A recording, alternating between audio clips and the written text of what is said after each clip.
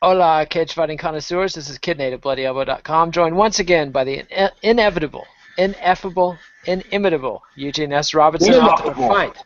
What? Ineluctable. Ineluctable? I don't even know what that means. You're the author of Fight. Everything is. Everything you ever want to know about ass kicking, but we're afraid you get your ass kicked for asking. But bump. You got it. Eugene, You got it. Hey, man, how are you? I'm well. We've got nothing to talk about because there's no UFCs this I, weekend, so I, we I had would some. I would like to I would like to first tender an apology to all listeners of Knuckle Up for show number 397. Like friends shouldn't let friends drive drunk. Nobody should let me do that show. I was very, very tired. But my duty and my sense of esprit de corps drove me to deliver a Monday show no matter what. I enjoyed the show for what that's worth. I mean, not that maybe I Well, was laughing at it's not instead of like with, but I haven't. It's not like I haven't passed out on the air before. I passed out in Copenhagen, but at least I was in Copenhagen, so it was like, hey, look, Eugene's passing out on the air in Copenhagen. well, you had the whole Mountains of Madness thing or whatever you were doing this weekend. That's not the new Guillermo del Toro H.P. Lovecraft movie, though. That was some martial arts confab, right? Yeah, it was Masters on the Mountain where you got guys coming from as far away as Taiwan, and they used to do like semi-secret things like Sistema, Silat, knife fighting, and backed with typically a section on healing, so that you can get better to continue. And I was once again waylaid by the 320-pound Russian, who, if you remember, when I was interviewing him on a Knuckle Up Chucked you from, under the chin. yeah, he could get uppercutted me in the middle of an interview. First time it's ever happened, and I hope it's the last time it happened. And this time he took me forward as a demonstration dummy, and he said, I want your breathing to be a conduit to the absence of anxiety. I was like, great, I got you. So he stood me facing the group, and he walked around behind me, and then he brought a hammer fist down, probably at 25% of his total strength. When you take a 320-pound Sambo expert who's also a black belt in judo and has been fighting his whole life, it might hurt a bit. In this instance, so much so that my left arm went numb, I got dizzy, and I've been displaying signs of a minor concussion since then. He hit you on the head with a hammer fist. No, he hit me on my left trapezius. I see. That's how they killed Houdini, isn't it?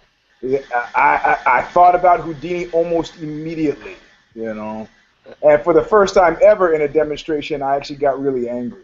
I can imagine. I had to play the videotape through in my head of me running over to my bag and grabbing a firearm and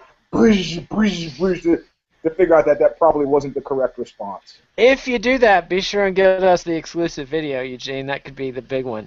Hey, if I had a Bloody Elbow T-shirt, I'd do it in the Bloody Elbow T-shirt. Hey, the T-shirt, SME shirt, give me the video, give me exclusive rights. Fuck TMZ. Yeah, there you go. That's what I got to say. Speaking of TMZ, did you see Cody Gibson, UFC bantamweight's Vegas barroom brawl? I did.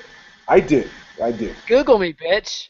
Yeah, you know what, man? Look, hey, let's see, 3 street fights ago, which I've mentioned before, I was in Portland, Maine, got into a street fight with 2 guys and beat one guy up and the guy fled. I won't go into the finer points of the story lest I be down in Shillelagh. But what I don't say is later on that night, as we escape from the scene of the almost crime, we're driving, we pull into an IHOP on the turnpike between Boston and New York. And we get some pancakes, we're leaving, and these guys are about to duke it out in the parking lot. And one guy says to another, hey, bro, I got to warn you, I'm an underground cage fighter, which automatically gets the entire parking lot, 1, noticing, 2, bent over with laughter.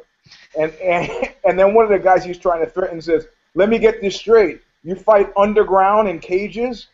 He said, are you fighting gophers or maybe ground squirrels or prairie dogs? Yeah, it's the most ineffective threat ever, man. I mean, when Jake Shields said it to a woman who was like, I never get to see you anymore. And he said to her, yeah, well, you can see me on TV. I thought that was a nice sort of kiss-off. But Now this that's got thing, some style to it. That's style points there. yeah, that's you want to take a, you want to see me go turn on your TV. That would had some style. But this thing, come on, man, come on, And you gotta know what is the guy who said that recently? Somebody's like, is he gonna buy you an ice cream? Is that why he's talking so close? Is that you didn't see that coming?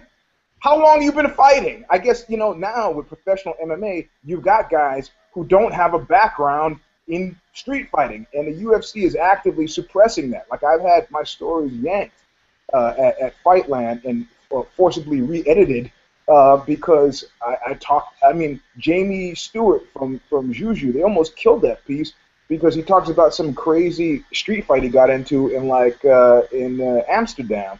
And Jamie's the mildest guy ever. They cut an anecdote about a musician getting in a street fight because the UFC doesn't want to be associated with that kind of riffraff. Yeah, they had to they first they killed the piece and then I flipped out, and then I said, you need to tell me what's wrong with this piece before, or we're not going to work together at all anymore. And then they kind of explained it to me, and then I said, oh, that's easy, just take the story that out, man.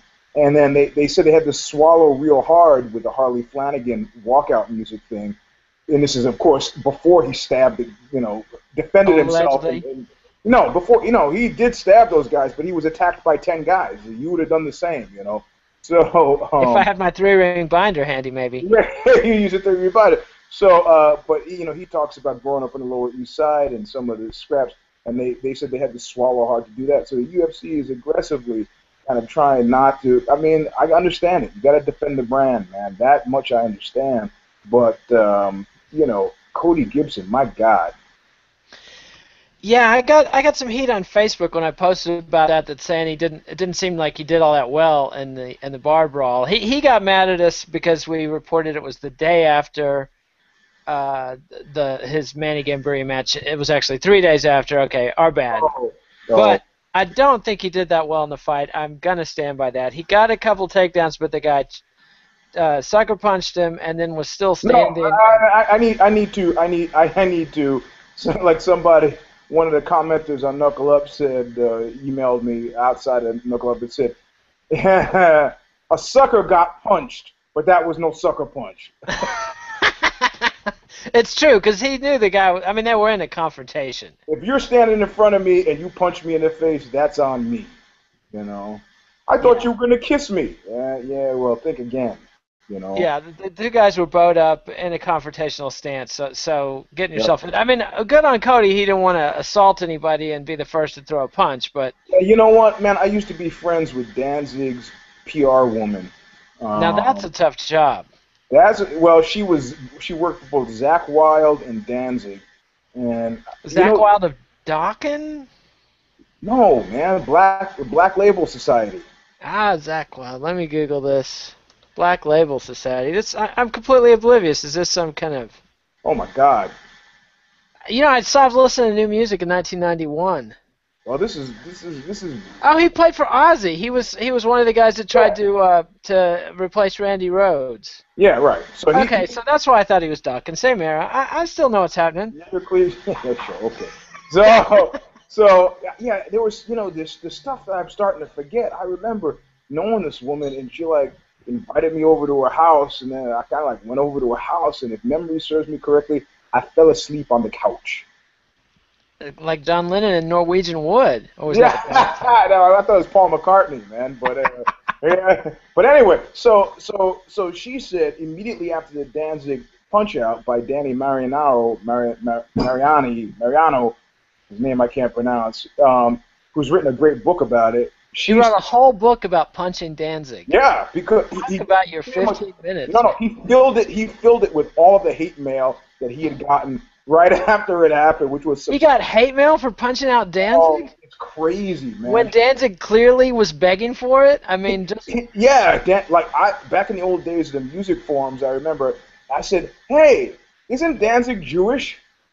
And people flipped out and tried to kill me. It's like, hey, there's nothing wrong with being Jewish, Jack, no, he's not fucking Jewish, he's not, so the Danzig fans, they're not maybe the most stable. So yeah, he just filled up the book, and they all come under chapters like Nietzsche's Ecce Homo, like why I am so fat, why I should go fuck myself. It's a great book. I think Amazon's carried it, but she said immediately in the post punch aftermath, Danzig immediately sensed that this guy was a fortune hunter and decided that the better part of valor and the smart financial move was to take the shot and let the chips fall where they may. Take the dive, eh? Kind of like Josh Berkman and losing to Frank Carl, whoever he lost to on the WSOF title fight. Yeah, that's not going to help him. He's going to get hurt by that. So you could say Cody got the sense of where this was going, and he bounced up pretty fast from that. Thank you from that initial shot. But I'm going to have to go to Nick Diaz for this. And when he was scheduled to fight GSP, he said, "You know what? If I see BJ Penn on the street and I call him a bitch, I know we're both going to be fighting. If I see GSP on the street and I call him a bitch, hey." So Cody, I mean, at the point at which you get struck by another man and you've done nothing to justify.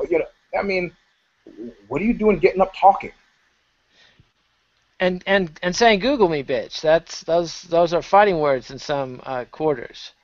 Did he say that before he got struck? He said that well before he got struck, or seconds before he got struck.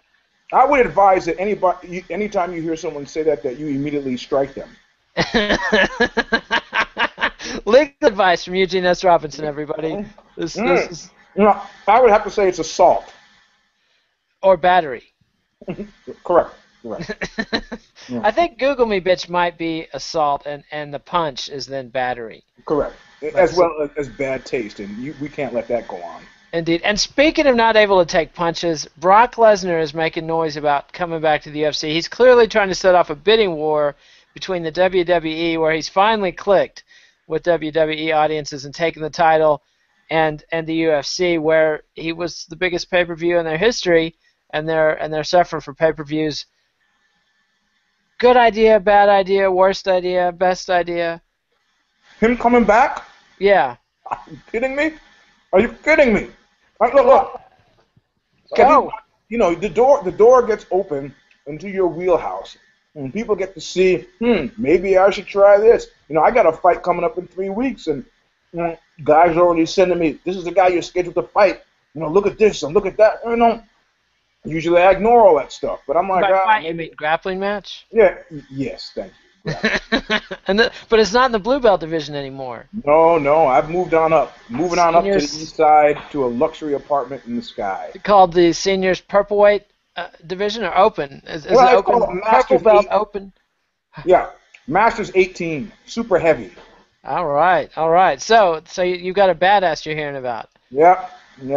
And the guy's like a brown belt and everything else, but strangely, jiu-jitsu. I see. So it's kind of the sandbagger's karma, some are calling it. Well, yeah, only you and Marcus Vinicius would say that. But yes, hey, I said some are saying that. I didn't say it. Yeah, that's a nice journalistic thing. I understand, to which I'll respond like Mike Tyson. Hey, the only person I heard that from is you. You're a real piece of shit. That's a pretty good Mike Tyson impression, and current too, with his most recent controversial media appearance. That was great. That made me happy for about a week. Yes, I had to admit I watched that several times and was doing my Mike Tyson impression around the house as well. Fuck you. I don't care. That's right. I mean, I love that, man. And as always, Eugene, since you didn't bring enough for the whole class, what are we eating today for lunch? Cheese quesadilla. That's not a Chipotle cheese quesadilla by any chance, is it? Do I look like I'm sitting at Chipotle? No, I mean, maybe you got it to go. I unfortunately don't make enough money to be able to afford such fancy high-end restaurants like I see. Well, we all cry. We all cry for you, Argentina. So, but you emoted, but you never actually said whether or not Brock Lesnar coming back was a good idea. It seemed like you're heading in the direction of... A good idea for who? Well, for the money makers. Well, I don't know. The job creators. They got a job Whatever creating team. WWE fans came over with him that didn't manage to become MMA fans in that short, brief interlude, um, also left with him when he left. That's true. So I don't think there's a growth delta that's involved in bringing this guy back and paying him huge bank. And I don't know that he needs the money. He's going to talk about how rich he is. I don't know that he freaking needs the money anyway. I guess if he's not going to do like The Rock and make billions of dollars with movies, why not? Well, I the mean, Rock's like a shark. He's got to keep earning more and more money, or he dies. I think most of us could say that. I'd have been happy to make the money I'm making now when I was 21, Well, sure. But anyway, I think it's a bad idea. It's a distraction, and I don't think he has any real desire to do this. The diverticulitis was a good cloak of deception, Well, I mean, having a foot cut out of your colon is no joke. How many feet of colon do you think that guy's got? Colon's not that long. Colon's only probably, I don't know, 3 feet. Now, large intestine he's got a lot of, but colon, not a lot. Okay, all right, good. So you're going bio on me. Yes, correct. Technically, yes, you're correct. But he's a big guy. He is a big man, but he seemed like a slightly smaller man after he had a foot of colon cut out. And I mean, Well, maybe he never could take a punch to the face. We don't really know. Here's something. Yeah, he lost a little bit of weight after he had a foot of colon taken out, and he couldn't. Everybody ready? He couldn't train. That's right. That's right. Exactly. Just like so many others couldn't train after various snafus. Speaking of training difficulties, how about Kung Lee and his test results? See, look. Training difficulties. You see, you got that? And we're training our audience to cue in on Eugene's secret signals. A friend of mine said, you know what the magic of this phrase is? That no matter what you add it to, it makes it sound dirty. And I go, what phrase? He goes, if you know what I mean. Indeed, indeed. So, yeah, Kung Lee's difficulties. Well, how do you pronounce this guy's name? Fox? Let's see. Bloody Elbow title of the story, Top Scientist. So No, the writer, Ben Folks. Oh, Ben Folks. We're not going to talk about MMA Junkie. This is the Bloody Elbow show. We had a guest writer, Gabriel Montoya, reported on the same thing. No, okay, yeah, because folks, I see his name a lot for MMA Journalist of the Year, and I don't know why. Exactly. Yeah, I don't know why either. What would he had he the motive and cue for passion that I have? He would drown the stage with tears and make mad the weary. What is that? The Bard you're quoting? It is a Bard. All right. See, I didn't go to Stanford, but I did. I did have some Penguin classics in my library at one time. Yeah. Yeah. So now. Yeah. Go ahead. Some top scientists are saying that the Hong Kong lab used by the UFC to test it is not WADA certified and didn't do the isoform tests necessary. And so Dr. Don Catlin, considered one of the foremost experts on performance-enhancing drug testing in sports, oversaw the UCLA Olympic testing lab for 20 years. He said, if it was not the isoform test, I would ignore Kung Lee's test results. So, case closed, right? Innocent? Well, and it's also, it also really gives me a really big sense of confidence that Victor Conte has rushed to his defense. Now Now there's a guy with a sterling track record. With that guy for you, who shall be against you? I mean, the thing is, you can say whatever you want. When you test a sample is technically destroyed. You can say whatever. Oh, they destroyed all the samples. You can, the reason why we're in this room to begin with has everything to do with someone admitted the eyeball test. I don't know. A Photoshop filter and a tough workout. I got lots of Photoshop filters, and I've had lots of tough workouts. Maybe I should take a bunch of niacin, which is okay, and maybe I'm pretty sure they're not testing for Lasix in the UFC. which is a commercial grade diuretic. Maybe niacin, which would increase vascularity. Maybe I look that good in some filters in the right light. Maybe that then I could also get in the And you're even older than Kung Lee. If that can even be believed, and then maybe I could get in the cage and get beaten by Michael Bisping. And what would I have proved? All he's saying is that if you want a completed, 100% foolproof, lockdown drug test, then you should probably do, the insulin sensitivity, the IGF thing. You should probably do that. He is not saying that the results that they found mean zero. He said you should ignore them because any number of different things could happen. But the question is, if you or I went in right now, would we have, after being punched in the face several times by, say, Michael Bisping, we would have similar levels? I don't know that he's saying that. I'm frankly going to admit I'm not qualified to comment on this. I have no fucking idea. All I know is the argument from authority of this Dr. Caitlin, who I'd never heard of before I read this article. Before I edited. Well, he's got that guy, Dr. Caitlin, whose credentials I'm not. They say he's a hotshot. I don't know. I'm not really paying super close attention to that. But you also have to understand that too. The UFC is about perception versus reality.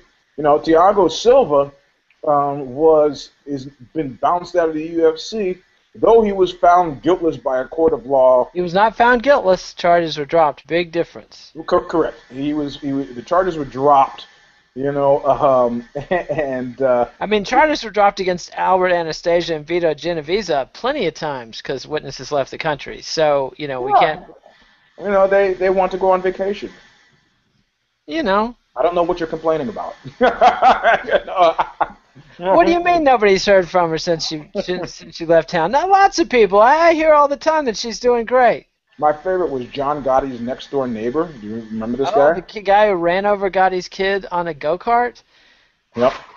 Yeah, I've heard some hair-raising tales about this guy. Well, apparently what happened is the guy was terribly sorry, but what happened is the wife kept at him. If you got a neighbor who, maybe uses your garbage can sometimes, parks in your driveway, if you're having neighbor problems, you're probably going to hear a lot about it from your wife.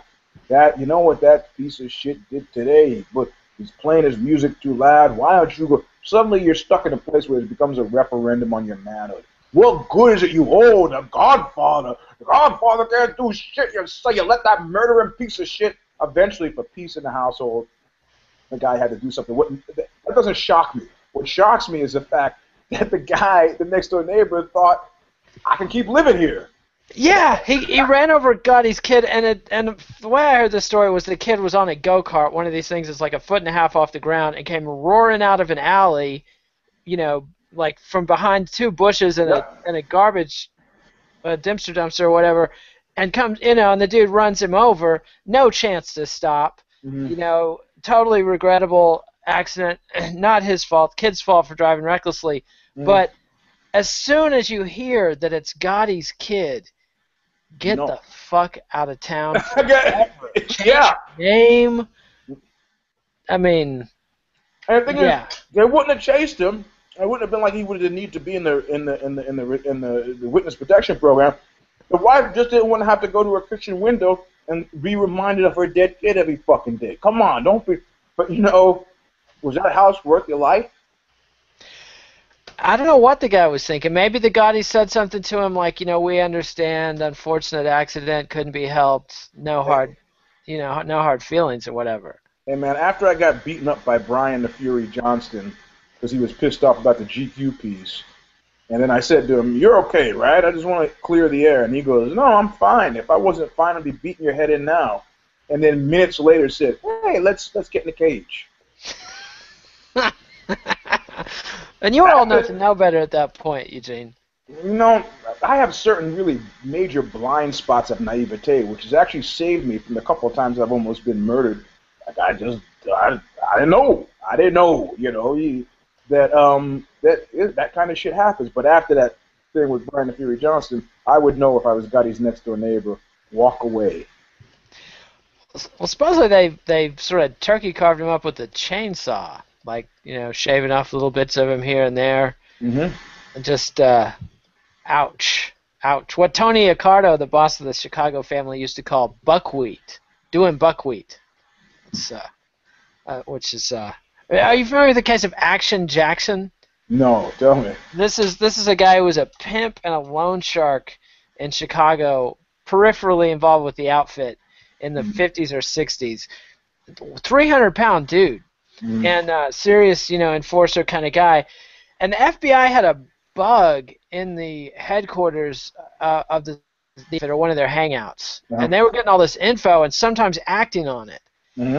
And the outfit was like, "What the fuck? We got a rat." This was before wires were all that. This was in the early '60s, before wires were all that common. Right.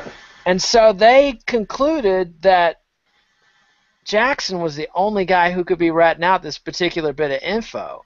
And so an all-star crew like Mad Sam DiStefano, Willie Potatoes Dodano, Milwaukee Phil Aldericio, these are guys you do not want to ever meet, much less be alone with when they're mad at you. Right. They spent like a weekend with Action Jackson, like with meat hooks and electric turkey knives, and they were using ice packs and some pain medicine to keep the fun going. I mean, just Yeah. like just horrific, and it was all a crazy mix-up. Just a crazy mix-up. Like he apparently wasn't a snitch at all. So. Imagine working with guys like that. I actually, only on odd occasion do I read Vice, and they had a section today that was sort of compelling to me, given my proclivities, and it was called "How to Intimidate." I see, and what were the secrets? Well, they talked to a bunch of different people, and it's like a cop, and security guard, and drug dealer, and then they had a gangster. And there were like 8 of them, but the only one that carried real weight for me was a gangster. And they said, how do you go about intimidating people? He goes, I'm real nice. I'm a nice guy who's real nice, but I get stuff done.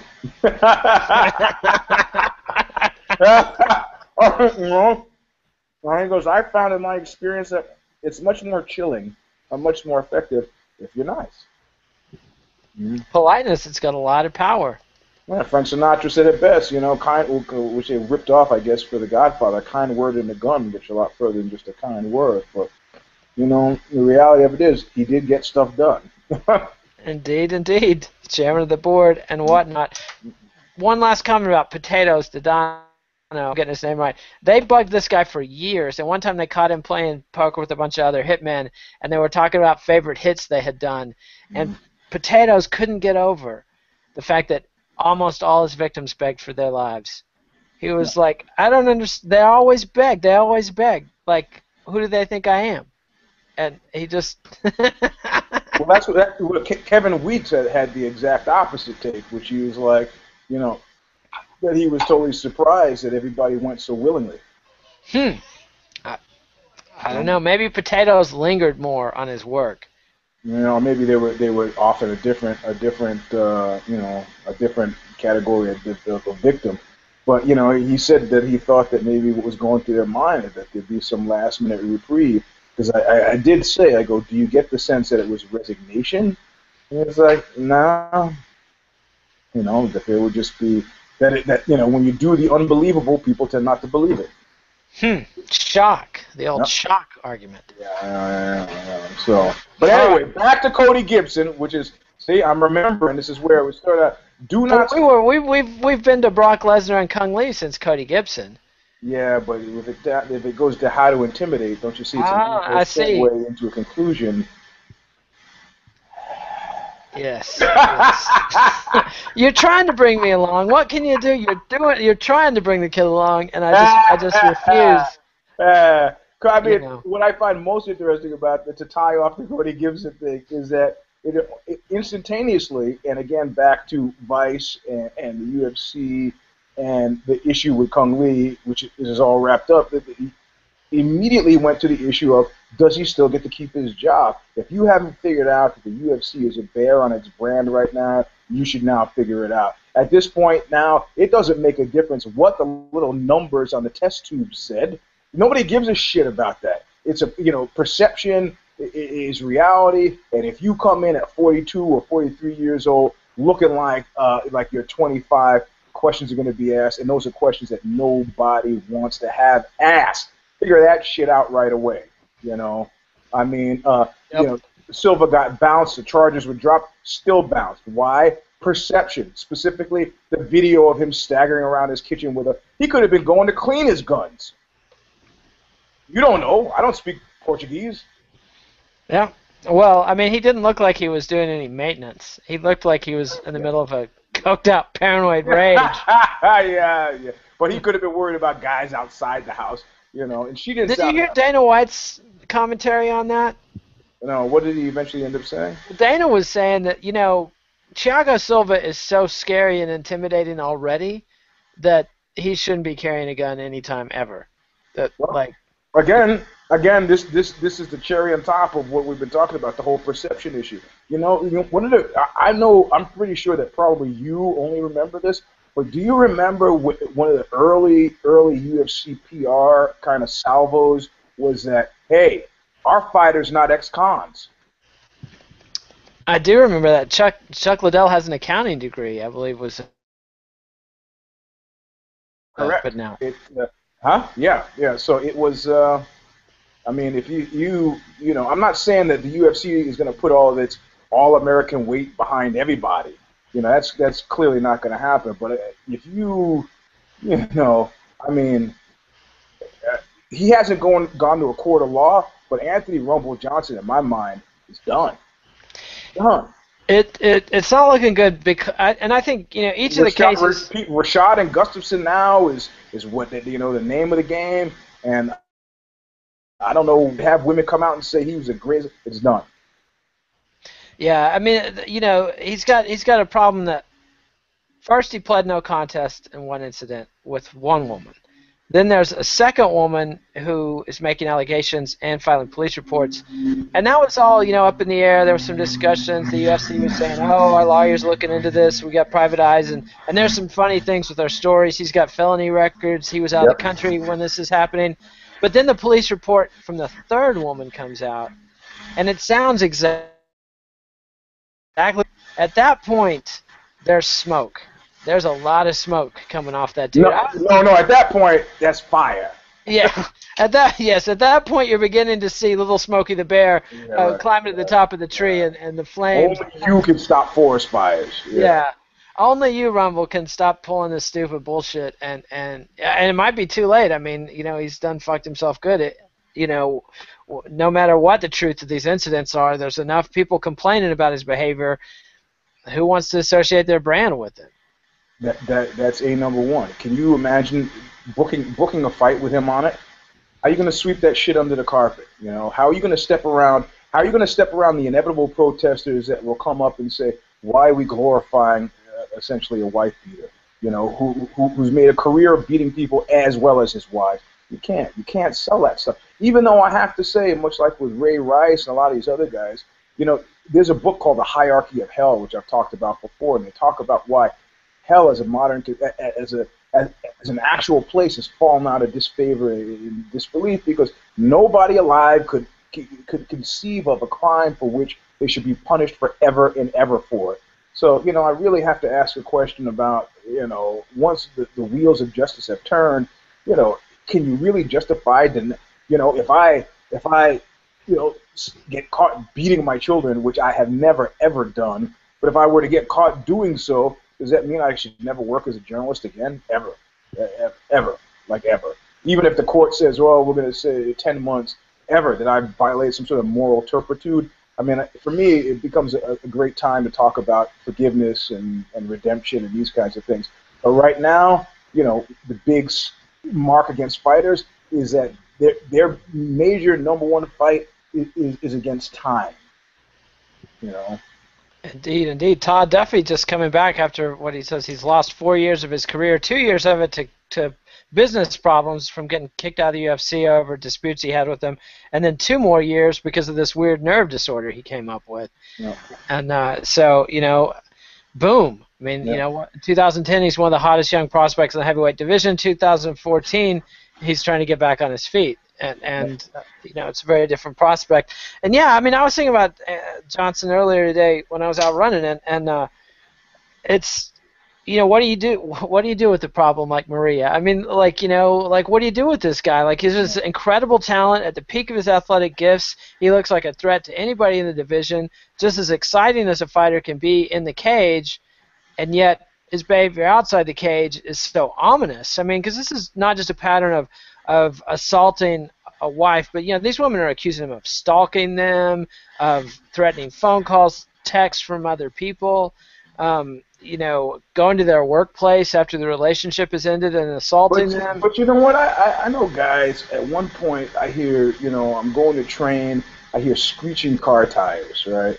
I'm already in warm-ups are done. We're about to start drilling. Screeching car tires, car doors slamming, and the clear sounds of conflict. Blah, blah, blah, blah, two male voices, and two of the fighters on the fight team come in, and they're clearly steamed and about to start fighting at fighting. And I say, hey. First of all, we can't have this here. But what's the problem? And one guy looks at me completely. These are both amateur competitive fighters about to turn pro. One guy looks at me and said, "He just said I fucking don't know my own mind." I see. And clearly fisticuffs are the only answer to that. I was like, man, are you kidding me? Hey, man, hey, you go sit on that couch out there and think about your life, I mean, you can't. These guys were steamed, and I wasn't sure whether they were driving together or in separate cars. I guess maybe they were driving together because I only heard one car screech up. But this was cause for serious blood battle between teammates. So, you get these guys, look, I know this guy, his name is Aaron, and he tells this woman he's going out with, he says, look, I'm a great guy to go out with, but there's one thing that I absolutely hate, and that's being ignored. And as luck would have it, like Harry Crews said in The Gypsy's Curse, he found, the Gypsy's Curse is that may you find a pussy that fits you. In this instance, he found a pussy that fit him. So she heard that, immediately went back to her house. He called her the next day, and she didn't answer his call. So he's in a few days, he's worried that she'd been killed by a car. He doesn't know. He goes over to the house. The roommates are completely hostile because the girlfriend has spun some story about this guy's completely insane. He goes, look, I just want to come in and see. I just need to see for myself that she's okay, right? If she doesn't want to see me, but I just want to see if she's all right. I'm worried. She doesn't want to talk to you. He goes, come on, you're being asses. And he pushes the door in. All right, so there we go. Yep, breaking and entering. Him showing up after multiple phone calls, stalking. Now he's looking at B&E. And now the roommates are flipped out, and they're trying to leave the house. He's like, calm down. Just stop. Calm down. Now he's up for kidnapping because he's prevented them from leaving the house. I mean, you can spin this stuff any way you want, but my theory is if somebody wants to go, you got to let them go. There's no more talking. Somebody says you don't know your mind. You go, you're right. Good luck to you. Getting a ride from somebody else next time. Whatever. I mean, people are way. It was that line from an Oxbow song. Everybody's so sensitive these days. Not me. Yeah. You gotta let things go and let people go. Let them do their own thing. Cause you see what I just did there? I just made a virtue of insensitivity and obliviousness.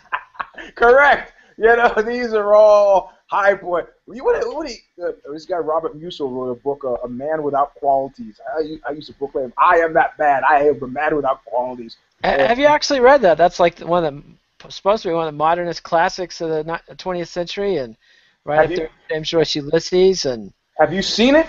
It's like this big. No, you don't do it justice. It is two of those big. So I have it, but I haven't had the time to read it since I bought it. I see. Well, I once read half of Gravity's Rainbow by Thomas Pynchon and enjoyed it immensely, but I stopped for some reason and never went back. I think about it all the time. It's got some great little bits in it, but yeah. Who was the guy who wrote the book The Savage Detectives? Roberto was a Mexican writer. Was that the guy that wrote 2066? I don't know. He's dead now. Roberto, yeah, that's the same dude. Benuelos, what's his name? Pulling it up. Roberto Bolaño. Bologna, that's right, Bologna. And I love the book, but I got about, I don't know, 50 pages from the end. I was like, I'm done.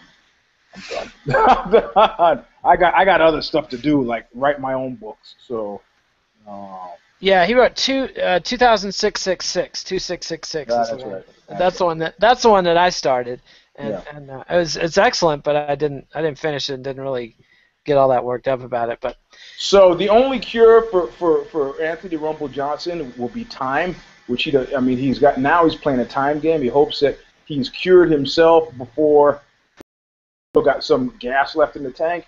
And two, he needs an aggressive PR campaign. Like there's a celebrity. Let's see if I can tell this story. There's a celebrity, a well-loved American celebrity, who recently had started to face charges of some kind of sexual impropriety. And he'd hire a PR agency. And the head of this PR agency, I was spending some time with socially, and he was talking about the celebrity, and I said, well, I'd had some passing familiarity with the celebrity, but I have to say that I think that celebrity was a piece of human garbage. And he said, why? And I told him. And he was like, that makes me really sad because this guy has hired us to help him beat back these charges. And these charges amounted to a mere murmurs in the press. I mean, a few well-placed stories, but there was enough, he said, she said kind of stuff so that you could dismiss it out of hand. And this was a beloved media figure, But this guy had put the horses. I mean, he rallied the troops and did this PR initiative. And this was, presence of 2 or 3 articles. This guy had PR'd up the ass and was already, impugning the accuser's quality and characteristics and, possible money. I mean, so I don't know what Rumble is doing. Keeping your head low is not going to be enough for a guy who's looking at a title shot. You're going to have to volunteer to bat at women's shelter. You're going to have to give tons of your money. You're going to have to open up the Anthony Rumble Johnson's home for wayward wives, whatever, man. You're going to have to. Time is not going to be enough given the amount of time you have left. yeah, he's in a bad spot, and these guys, it's not like he's loaded with cash either. He's not sitting at the tail end of a 20-year Hollywood career with the money in the bank to spend on this shit. So, and the sad thing is too, it cross collateralizes, which means he could do a lot to save himself, but all you need is one basketball player, one baseball player, one other athlete to jack up, and then people start talking about this problem as it's connected to sports, and your name comes up again. So you can't, you got to be super aggressive about it. But that's going to require a lot from them. yeah, I just don't think the kid's sophisticated enough to do this kind of thing. And even the UFC's approach to it, like when Dana White starts talking about, oh, this woman has a lot of felony convictions, time out, that does not start throwing mud back at the alleged victim. It is just, that's just not a tenable thing in this day and age, current media environment. So we've got 10 minutes left in the show. Anything we want to touch on? And the thing we were going to touch on and we didn't, karate. Is it done? Gunnar Nelson got smoked by Rick. He didn't get smoked by Rick Story. He got war of attrition by Rick Story. And is karate a tenable style at the top of the division? Does this mean Conor McGregor can't get past Jose Aldo? Well, Jose Aldo, I mean, he's just a different cat, man. He's just a different guy, and I'm really amused at Chad Mendez's attempts to commit public suicide. I mean, it's one thing to scream curse words at a tiger. It's another thing to jab a tiger with a stick. Or jump in his cage. Or jump in his cage, man. You stand. But I altered that because there were those guys at the Oakland Zoo who were like, fuck you, tiger, fuck you, and they threw a can at the tiger, and the tiger did something that tigers in the whole history of the Oakland Zoo hadn't managed to do. It jumped over a moat and scaled a concrete wall to get to this guy. You know how much force you have to bring to get your nails into a concrete wall enough to carry a full-grown fucking tiger over it? And, of course, as luck would have it, because this is what's the beautiful thing about life on our planet, The guy who was throwing the cans gets attacked. His friend rushes in to save him and is immediately killed by the tiger. The can thrower escapes unscathed and then immediately sues everybody and wins, gets a bunch of cash, and then of course because he's an #1 prick, goes on. The media is now full of exploits of his prickishness, from beating up people over parking spots to shoving over meter maid carts to the whole bit. So, but That's classic. the clan murdered by a tiger. But no, I think karate is. I mean, this is karate is good against a lesser trained opponent, a non-trained opponent, but this is mixed martial arts, and that stuff. What he needed to do is pay more attention to how Lyoto. People get angry with how I pronounce Lyoto. How Lyoto applies it, Yeah.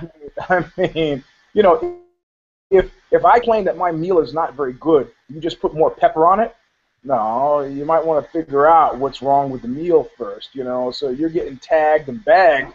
You might want to say, hey, man, he's spinning kicks and it's not disorienting the guy. I'm doing all this Kempo circular stuff and the guy's coming straight down the pike and knocking me the fuck out. I got to make an alteration, But also that was a bloodbath for Swedish fighters that night, and I'm sure that had something to do that was in his mind. You can't tell me the hometown issues. You can't tell me. Well, he's Icelandic. We got to point out. Yeah, sure, last correct. time, and I should have known. And and culturally speaking, they don't feel much of, based on my time in Iceland, they don't feel really super large amounts of allegiance to other Scandinavian countries. No, they're descendants of people who got in the boat and went the fuck to Iceland to get away from the other Scandinavian people. So yeah, and they went. Let's roll that back a bit. Went to a place they ended up calling Iceland to get away from people. Iceland. But that was also some clever PR. They named Iceland because it's actually pretty green and lush, and they named Greenland because it's a frozen hell. Yeah, so just to trick people into. I don't hear anybody getting sexy about Greenland. No. Although the Vikings did try for a couple hundred years to settle the place, and what happened? Failed. Yeah. They failed. For some reason, they stopped eating fish, and they were trying to run grazing animals there, and eventually the Inuit slaughtered them all. So. I love those stories. To those who failed. No, I mean, do you ever really think? I mean, do you think about life 1, 2, 4, 5, 6, 1,000 years ago, where somebody came over a crest of a hill, you're there. I mean, you're raised there. You see your family. And somebody comes over the crest of a hill. You're like, my, look, somebody doesn't look like us. And at some point, one of these two people had to make a decision to murder the other. How'd that happen? It seems to be the default fallback. The Vikings definitely, that was their go-to. Strangers, kill them. Yep. That was, and that cost them in Finland, which is what they called North America, because the Native Americans got tired of the bullshit, eventually overwhelmed them. Yep.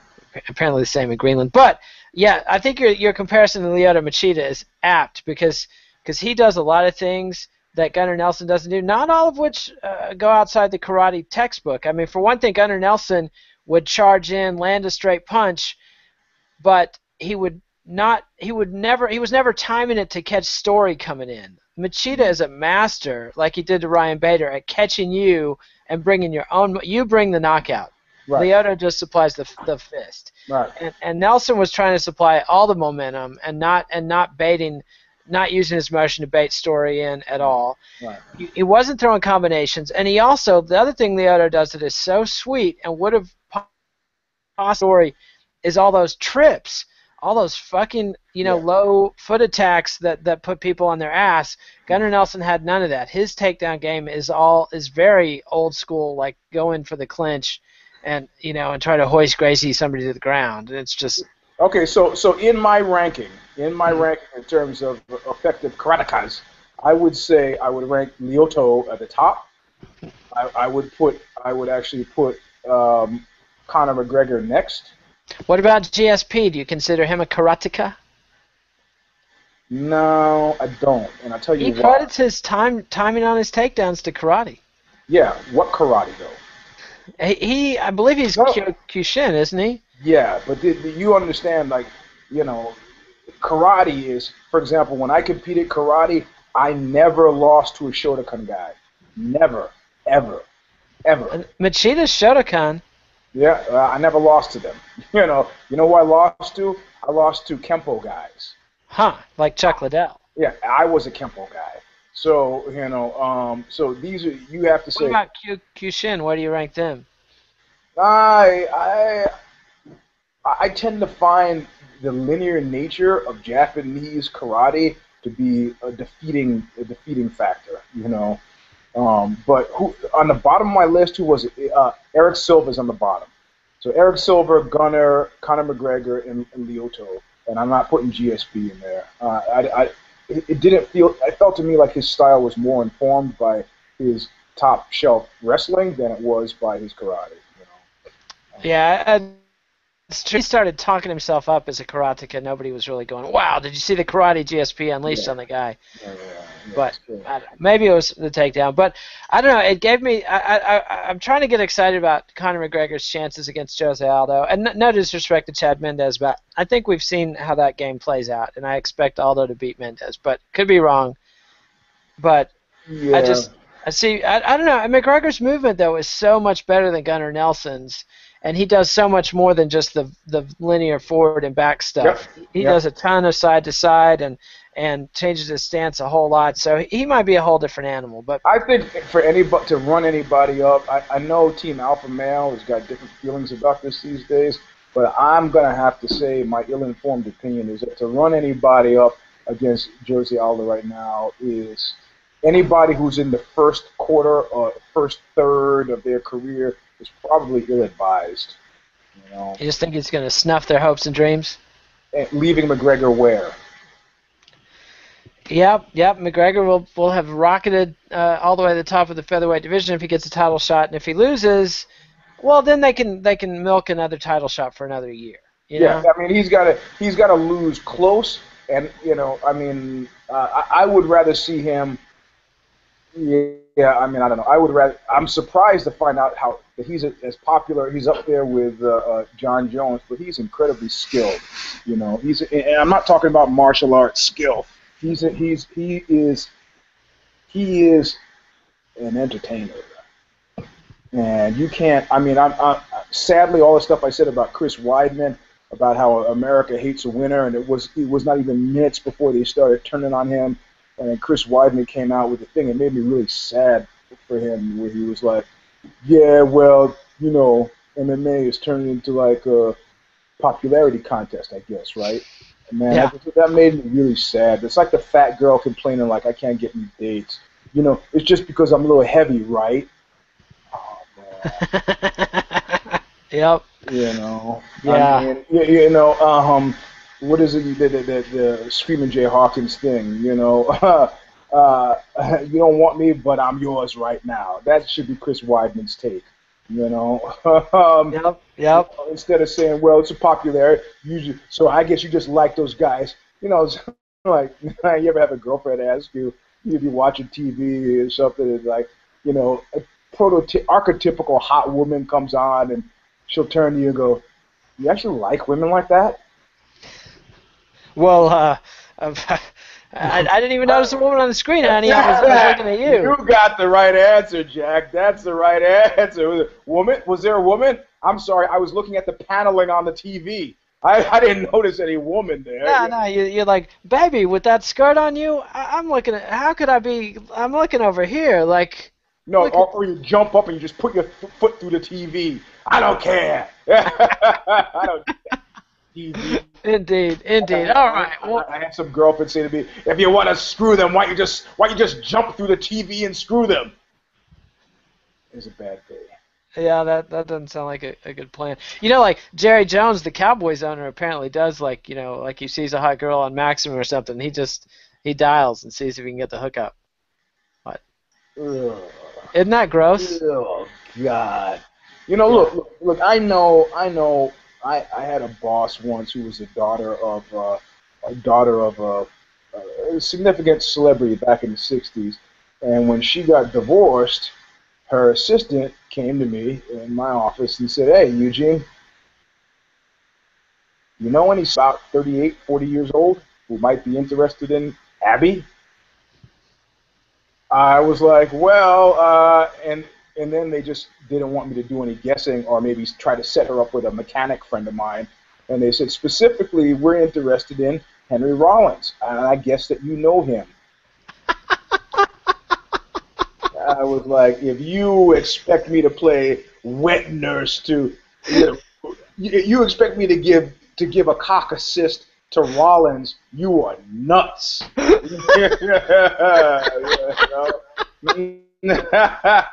Help that guy? Yeah, okay, I'm gonna help him. Oh, the ironies. Longtime viewers of the show will know exactly how much you were unhappy to be put in that spot with Rollins. No, I mean, I like Rollins, but look, he's done very well for himself. It's like he doesn't need any help from me. No. You know who needs some help? Me. That's who needs help. Exactly. Of course. Looking out for number one, baby. Number one. All right. So we have filled up an hour. No point to it. We had nothing to talk about, but Eugene delivers. We filled the hour with Gab. So I hope we'll be back next week. I had to make up for the drunken escapade that was Knuckle Up number 397. The sleepy escapade. And I felt like Popeye was carrying the show. He was carrying. Well, I was. You could call it. I like that you called it sleepy. I probably would have been more on point had I not had the glass of wine. See, the thing with the glasses of wine, that they start making wine glasses much bigger than they used to. Indeed. Personally, I switched to a pint glass myself, but Or a jelly jar is now what we're using in my household. Classy. Always. All right, so we'll be back next week. We may or may not be doing an intrigue. Everybody's rebelling at the reading assignment I gave, so we'll see. But if not, we'll be filming. I'm waiting for you to send the chapters, man. I said the chapters. It's a free book on. But you said the whole book, but that you would go specifically. No, I sent you the it's book 6 from Casanova's Memoirs. Seriously, I never got it. Okay, well I'll send it again. It's 5 chapters of the book. It's Wally's in Switzerland. Oh, I thought you were going to winnow those 5 chapters down. Well, that's the part I've been procrastinating on. I will get on that, and we'll do it quick because it's a classic tale of intrigue, the trail, and humor. Okay. So I'll send that along. I'll do that today. Dallas Winston will be back next time. I promise. I'll tell you about that guy. Indeed. He's actually paying me on time now. So. Hey, we're getting it together. Kid's first time running a business. And Friday I'll be back with Brian D'Souza and Jack Encarnacio. We're going to talk about the UFC's third quarter business and its prospect for a big fourth quarter. And then next week we again don't have a UFC, so we'll be dancing as fast as we can to fill. You know what I want to do a piece on. I want to interview Dana White for Ozzy. Are you going to do it? I'm trying. I really sent feelers out a little bit. I wonder if the fact that I call him the bald one is going to interfere with that. But I don't think he'd let that stand between him and a good interview. Probably not. And Ozzy seems like the kind of media outlet he would want to get some of. Market valuation yesterday in the Wall Street Journal of 120 mil. 120 mil. My goodness. And the Germans just threw in second round investment 20 mil. All right. So you got a piece of this? You got points? And yesterday I got $1.37 worth of gas. All right, because you had to count it out at the counter. Yeah. But you're ducking the question. Do you have points in this Aussie? Do you have magic beans on the?